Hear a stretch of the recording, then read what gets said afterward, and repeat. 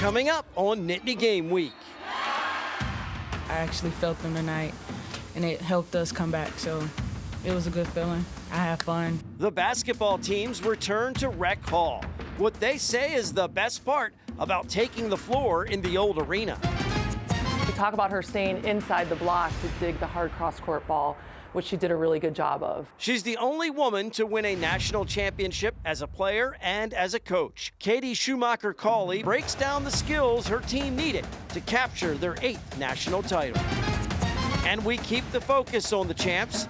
3 players from the winning volleyball team tell us about the impact this latest victory will have on the program moving forward.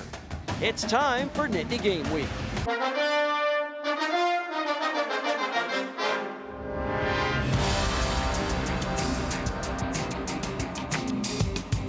Hello, everyone, and welcome to Nittany Game Week. I'm Todd Sadowski alongside Ryan Yee. Jay Paterno joins us later in the show with our roadmap to victory, a step back in time for the basketball programs with their return to Rec Hall. Yeah, that's right. Fans stormed the court after the men upset Illinois last year at the historic arena. They won over 73% of their games at Rec Hall from 1929 to 1996, including 45 in a row from 1951 to 1955. As for the Lady Lions, 6 times they were unbeaten at home at Rec Hall. They start our opening drive with a return to their championship floor for only the 2nd time in almost 30 years.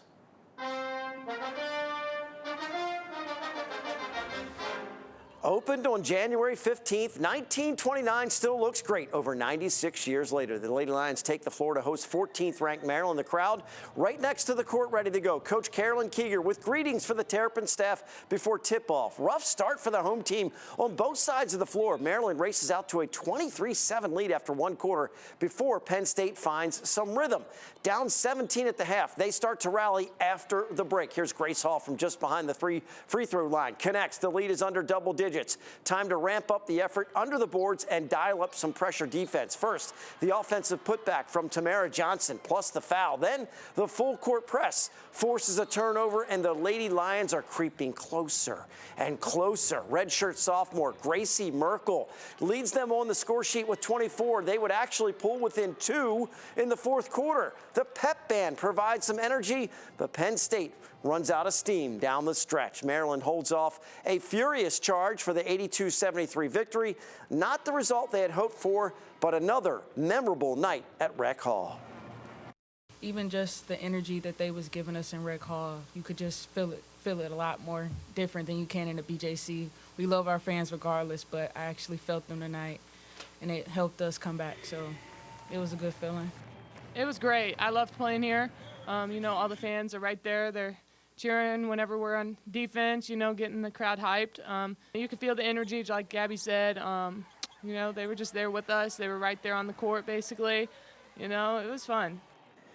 Well, after their sluggish first quarter, the Lady Lions outscored the Terps 66-59 the rest of the way. Now, Penn State's overall record falls to 10-12, just 1-10 in the Big Ten Conference. They've completed a brutal stretch of their schedule. 5 of their last 6 have been against ranked opponents, including at #1 UCLA. Their victory is against a top 10 team, Ohio State, so they know they're capable of competing with some of the best programs in the nation. The problem is not being able to put together a complete 4-quarter effort. The first quarter versus Maryland being a prime example. If they cut down on their turnovers, they have a chance to make some noise the rest of the way. None of their final 7 opponents are currently ranked, so there's a chance to pick up plenty of W's before the end of the regular season. I thought we played USC to a really hard 3 quarters, UCLA to 3.5, Maryland to 3 quarters, Ohio State probably to 3.5. We won 1 of them, but we were in probably every single one of those games. I think it shows that we can do it. We got to keep building. We got to keep growing. We got to keep teaching. We got to keep instilling great habits, because at the end of the day, you are what your habits are. And we got to make sure that we put 4 quarters together, and this team has to believe deep down that they can do it and they can play with anyone. And we got to stretch here where we got to lock in, and we got to get ourselves to that middle of the conference and put ourselves in a position to play into March. Well, next up is a home date with Washington on Wednesday, February 5th. One night after the Lady Lions are at Rec Hall, the men take the floor against Ohio State. This was the scene after last year's upset over Illinois. Everyone takes the floor as the fans storm the court. For Coach Rhodes, this is a chance to give the players and fans an unforgettable experience. That is a basketball arena. That's a basketball gym. The one thing that's been neat going around the Big Ten is seeing basketball arenas, not big convocation centers, basketball arenas, even where they bring the bleachers in around the court. So it gives us a basketball fan experience. That to me is Rec Hall.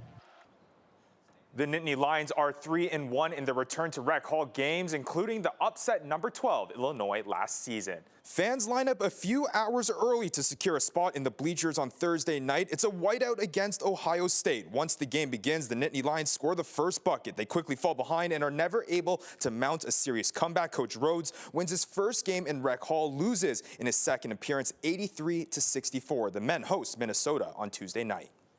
And you can never have enough size on your basketball roster. One Pennsylvania native is itching for his turn to suit up for the blue and white and take the court at the BJC. 7-foot-tall Justin Hauser, Penn State's first recruit in their 2025 class, is going to add some serious length to their lineup. Hauser is from just outside of Harrisburg in Cumberland County. He recently made an appearance in York County at the Hoops for Harlem tournament hosted by York Suburban High School. The 7-foot center plays for the Phelps School after transferring from Cedar Cliff, and since then has not look back. His next step will be with the Nittany Lions as he hits the floor for Schuylkill County's Mike Rhodes. A dream to represent the blue and white will be fulfilled, and Hauser is excited about landing in Happy Valley.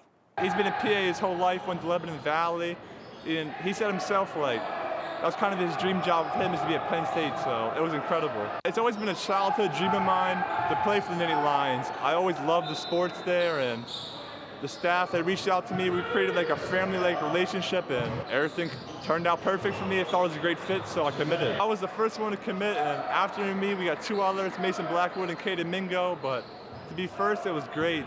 And Hauser officially committed to Penn State in November, and in his last season with the Phelps School is averaging 1.5 blocks per game, while also leading his team in three-point percentage and free throw percentage. Coming up, our roadmap to victory. Women's volleyball coach Katie Schumacher-Cawley breaks down some of the skills that led the team on a national championship journey. Nittany Game Week returns after this. Roadmap to Victory is sponsored by the R&R family of companies.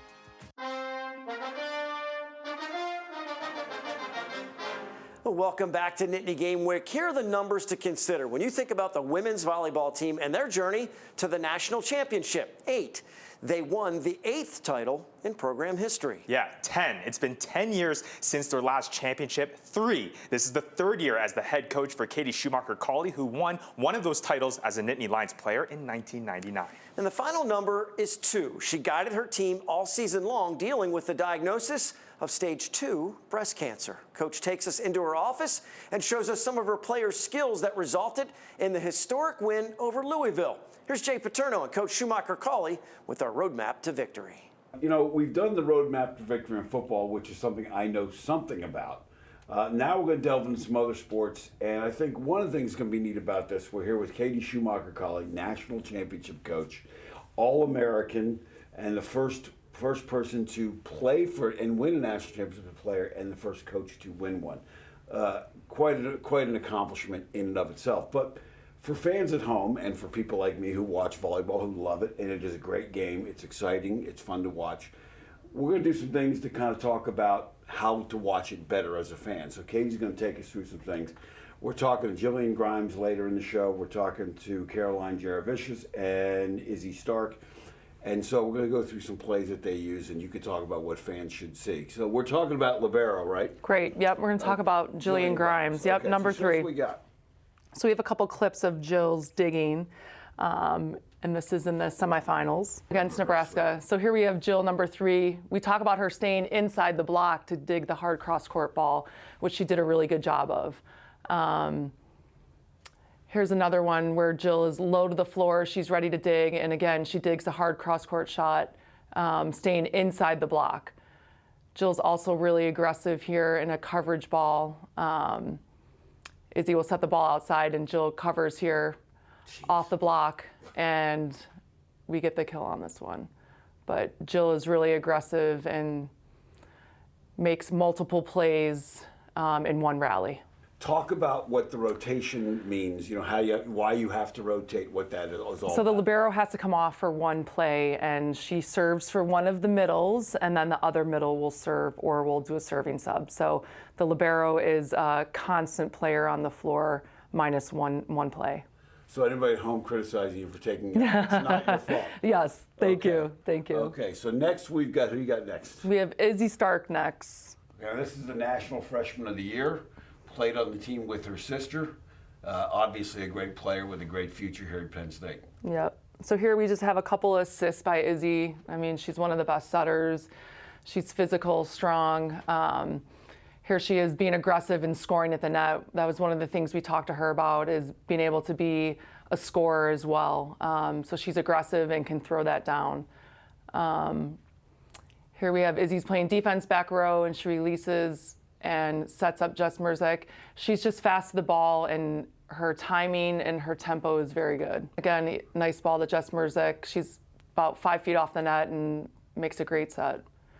Here's one where she's off the court and makes a playable ball for Jess Mrzik off of a bad pass. It's great effort and great location. What kind of vision does it take when you're the setter? Because sometimes it looks like their back is actually to the action. Yeah. And a ball will go up, and instead of setting, she'll just turn and I mean, how hard is it to get them to do that? I think it's for Izzy, it's knowing the game, it's knowing your opponent and who your front row is and kind of who we're trying to score over, who's blocking on the other side, and she's very aware of what's going on, and like I said, she's physical and aggressive, and we want her scoring too. And last but not least, we got Caroline Jurevicius, who had a number of 18 kills in this game. Yep. Just an incredible athlete, and has some history at Penn State, but really just a great pickup by you guys. Yeah. Well, CJ here works really hard in transition to get off the net to take a big swing. You see she's not getting set the first time, so she's working hard. Her feet are off the net. She's fast to the ball, and she hits right in the middle of the seam. CJ has great vision. Here again, she's working hard off the net, using high hands, and hits off the block. That was a great swing by her. Working hard, reaching high off the outside hitter's hand. So for those people at home, now you've got a little bit more of a sense of what volleyball is. You're learning from the best, a history-making championship coach here who now 8 championships at Penn State. When you look at those, you look at the jersey, there's 8 on there. You were part of the first one, and now you're part of the most recent one. I'm not going to say last one. How does that feel? I mean, it's great. It's a privilege and an honor to be here, and I'm just so happy for the program and the players that came before me. And I know fans at home, knowing your own personal story, and share as much as you want or not at all, but can you kind of update, because it's been just an incredible outpouring of support from the Penn State community, certainly your staff and your players. And as far as other people, people from Coach Prime to PJ Fleck to all kinds of people, Billie Jean King, just talk about what. Yeah, I mean, the support has been overwhelming from the community here, the Big Ten, just everywhere. Everyone around the world has been so nice to me, and I'm grateful for that. I have one more chemo treatment, and then I'll have surgery in March, and hopefully by then I'll be good to go. Can't thank Coach enough for her time and for the insight into her national championship team. Up next, we sit down with the 3 players she just highlighted for us, the impact this title has had on the players and the program, coming up on Nittany Game Week. Impact Interview is sponsored by the Pocono Mountains, where small-town charm meets big adventures. Book your trip today by visiting PoconoMountains.com. We're back on Nittany Game Week. It's time for our Impact Interview. And when you're seeking perspective for a recent run to the national championship, 2 can be better than 1. Well, how about 3? I had a chance to sit down with a trio of Penn State volleyball champs to discuss the championship moment and the effect the 8th Nittany Lions title will have on the players and the program. Cameron Hanna again. Make room in the trophy case, Penn State. You're bringing home another title. I think when Cameron Hanna hit that ball, we all kind of knew, like, wow, this is going to change a lot for us. But in that moment, we all kind of like fell on the ground, and it was just like so surreal because everything before that, like, it didn't matter. Like, we worked so hard for this moment, and as soon as that ball hit the floor, it all just like a flood of emotions came, and it was just like so unreal and like hard to put in words. Like, still to this day, so many people come up and like you see people in the grocery store, which is crazy, and they're like, "Oh, you're the libero." I'm like, "Yeah, I am." Like, it's kind of cool, but yeah, it's just like I've heard like from so many different people, like liberos, like on other teams too, like reaching out, which like it's just so cool because like they were like, "Yeah, we were cheering you on, like you did so well." And it's like the volleyball community is just so great and like so special that it just like everyone knowing that because they work so hard and like knowing that everyone was on your side towards the end, like that's cool. When you have a long season like that and you have so many momentous victories, it takes a little bit of time to think about some of the moments that maybe stick out. For you, what are some of those moments that stand out through the journey, whether it's the championship, the semifinals, whatever it may be? What are some of the moments that jump to the forefront for you when you think about this championship season? Yeah, I mean, I think we go back to the 2 losses that we had. You know, it's, you know, not the most positive times of the season, but the amount that we grew and we learned just from each other, I think just was what was needed. You know, we lost early in the season and kind of middle of the season, but we kept saying we'd rather lose now than at the end, and I think that's what really got us to be able to stay resilient in that semifinals, coming back and reverse sweeping a team like Nebraska and being able to, we've been swept by 2 top 10 teams 2 times this season, and having that experience of what we can change and what we can do better, I think just really helped us in that sense. Well, that's a championship mentality, to go right to the losses, right to the setbacks and what you learn from those. I want to ask you about Coach, because a lot of your season and a lot of the national publicity and locally, rightfully so, was about Coach's journey and her health situation. When did you guys get a grasp on how that was going to affect the season? How much did it affect the season? And were you able to kind of put that on the back burner as you went out and tried to perform without too much emotion? Yeah, it definitely took us a second, I think, for it to sink in because, you know, it's news that you never really expect to hear, and it's kind of, you don't really know how to respond if you've never dealt with those type of things in your life before with people that are that close to you and that much in your life being in that situation. So I think it definitely took a second of how we wanted to adjust, and I think we adjusted the right way of having that mentality of it's bigger than us and seeing like what's around us and what's more important of what's just the game and how much she's going in the gym every day for us and how much she wants us to get better. And it's like she's doing all this to show up for us, and we want to do something for her. We want to show up for her to practice, to games, and make her life that much easier. And I think that's what really helped of us a lot because we weren't really thinking about like playing in self-performance. We were thinking kind of about the whole team aspect of it. How will this change Penn State volleyball, women's volleyball at all, if at all? I mean, how will it, I mean, you know, it's been such a storied program already, but now you guys are the champs, the defending champs in a new era, in a new kind of college sports era as well. Do you think this will change anything for you guys? I think the thing about Penn State volleyball, it's a very blue-collar program, and we get to work. At the end of the day, awesome, it's another trophy, but that doesn't mean anything as we go into this next season. So our next goal is to get a national championship like that last one just didn't happen. There's a jersey with only 7 stars. Seems to be missing one on there. You're going to have one added to that with the 8th national championship. Jerseys. Yeah. What is that going to be like when you get handed the new jerseys and see that 8th star? I think it's going to be a very powerful moment because it's a tangible reminder of what we've done the moments past, but there are going to be things that remind us about it. I mean, all across Rec Hall, all across campus. I mean, a good portion of us got the stars tattooed on ourselves, including myself. And yeah, I think it's truly incredible. And to be honest, I don't know if it's fully set in yet. And it's been just over a month, but things have been so go, go, go. I think this is one of those things that I'll have to reflect on when I'm in my 80s, sitting on a porch, just like, wow, I did that. And I'm very proud to have been a part of something like that. Awesome reactions from all 3 national champs. Make sure to visit our website, NittanyGameWeek.com, for the entire conversations with Izzy Starck, Gillian Grimes, and Caroline Jurevicius, along with our other web-exclusive content, like our depth chart. Still to come, a defensive addition to the Nittany Lions coaching staff. We'll tell you about the return home to the Keystone State for the new coordinator. We're heading into the final minutes on Nittany Game Week. The Nittany Game Week Depth Chart is brought to you by Burke and Bradley Orthopedics. Located in Pittsburgh, Burke and Bradley Orthopedics is a comprehensive sports medicine practice, providing patients with the most current and innovative approaches in diagnosis and treatment.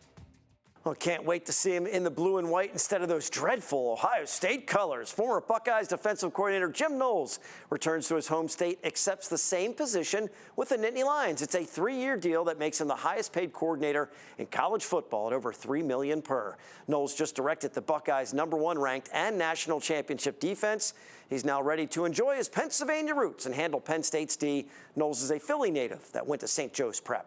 All right, Todd, it's time to reveal our Nittany Game Week Dean's List for the top student athletes of the week. We start with men's gymnast Matt Underhill, who was named the Big Ten Specialist of the Week. First of the season for the junior, 4th consecutive rings event title, ranks 3rd in the country as a still rings gymnast. On the track, Johnny Dwyer was named Big Ten Male Freshman Athlete of the Week.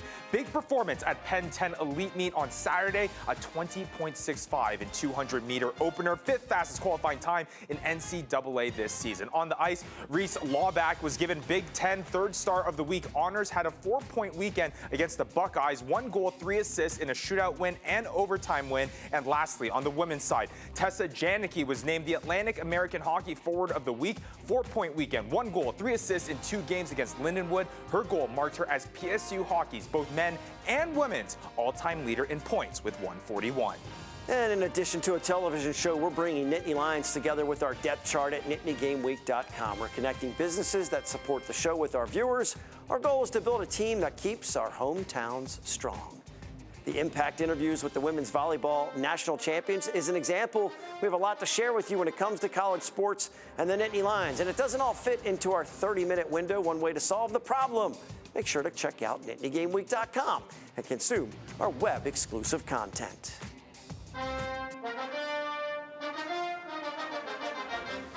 We always finish with some pride picks from PSU. Please visit the website, submit your pictures from any of the Nittany Lions sporting events. Show us your spirit. For Ryan and Jay, I'm Todd.